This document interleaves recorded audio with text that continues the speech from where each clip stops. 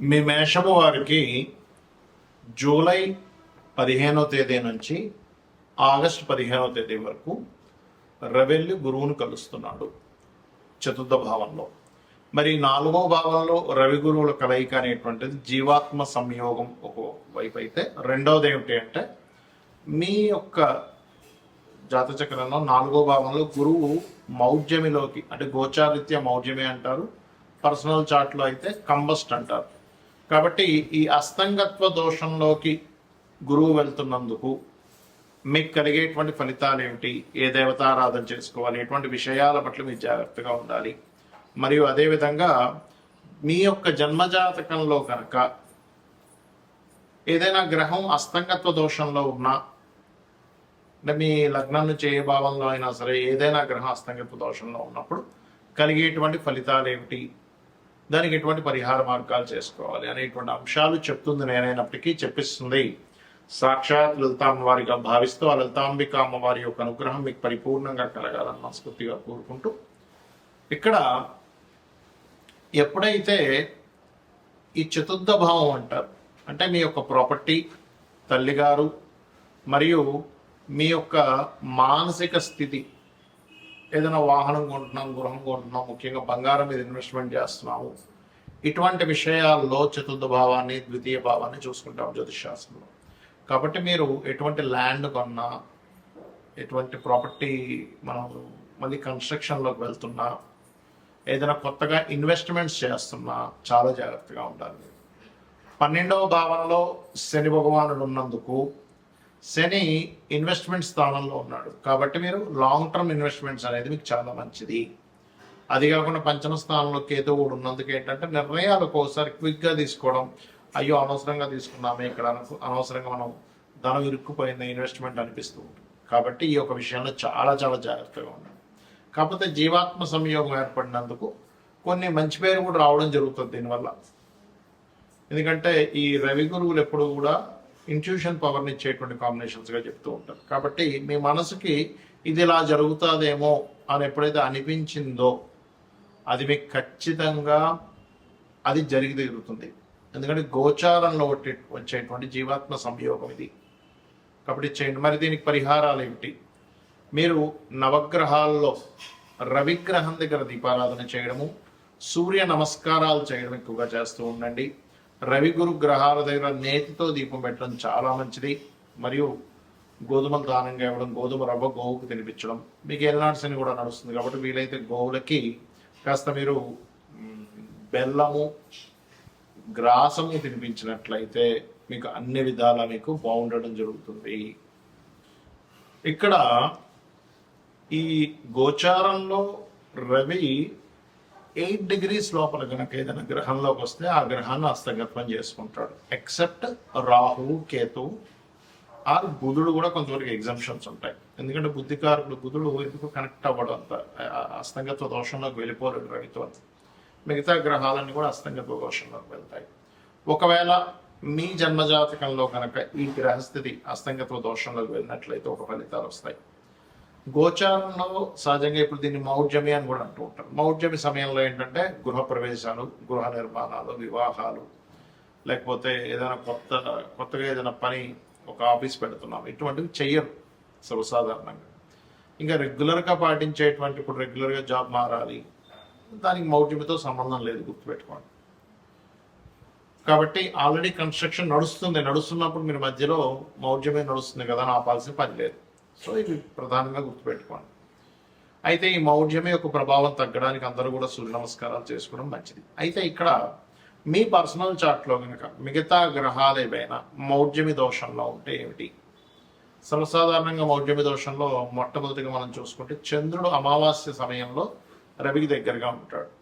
అమావాస్యకి దగ్గరలో పుట్టినటువంటి వారు ఎవరైనా సరే స్వయం పాకం మీరు ప్రతి అమావాస్యకి పెద్దల కోసం, పితృదేవతల కోసం ఎంత స్వయం పాకం ఇస్తుంటే మీ లైఫ్ అంత బ్రైట్గా తయారవుతుంది.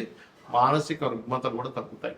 ఎందుకంటే చంద్రమా మన సోజాత అంటారు. కాబట్టి చంద్రుడికి సంబంధించినటువంటి ఆ బలం అనేటువంటిది పెరగడం జరుగుతుంది.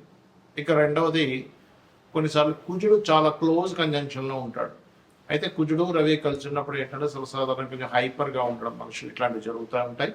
కాకపోతే ఈ కుజుడు ఎవరికైనా రవికి చాలా దగ్గర డిగ్రీల్లో 8 డిగ్రీల లోపల కనుక ఉన్నట్లయితే మీరు ఏదైనా పొలాలు కానీ స్థలాలు కానీ ఏదైనా మిషనరీస్ కానీ కొనుగోలు చేసేటప్పుడు కొంచెం ఆ రవి మహాదశలు కానీ కుజుడు మహాదశలు కానీ రవి కుజ అంతర్దశలు కానీ జరిగేటప్పుడు ఎట్టి పరిస్థితుల్లో తీసుకోకూడదు. అందులో ప్రత్యేకంగా మీకు ఇది 4వ భావ సంబంధం వస్తే మరిది జాగ్రత్తగా ఉండాలి. ఎందుకంటే 4వ భావంలో ఏదైనా గ్రహం కంబస్ట్ అయినా కూడా ఆ పర్టికులర్ మహాదశలు అంతర్దశలు వచ్చేటప్పుడు ప్రాపర్టీస్ తీసుకోవడము.